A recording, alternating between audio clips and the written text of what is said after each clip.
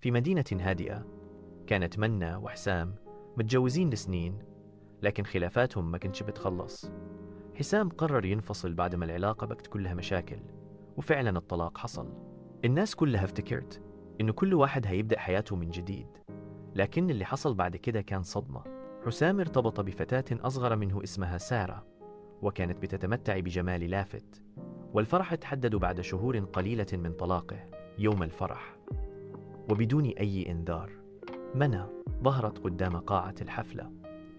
الكل اتخذ من وجودها، لكن الصدمة الأكبر كانت لما اقتحمت الكواليس في لحظة غضب هستيري، واعتدت على العروسة سارة بسكين صغير كانت مخبياه في شنطتها. وجهت لها عدة ضربات في وشها سببت تشوهات بالغة. الفرحة تحولت لصراخ، والدم نزل على الفستان الأبيض.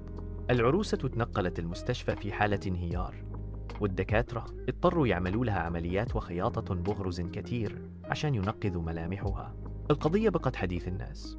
في ناس شافت إن منى ضحية حب وغيرة وانكسار، وناس تانية شافت إن اللي عملته جريمة لا يمكن تبريرها، وإنها خربت حياة إنسانة ما لهاش ذنب.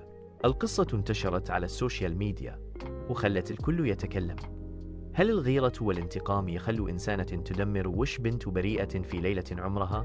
ولا المفروض أي حد يسيطر على نفسه مهما كان الألم؟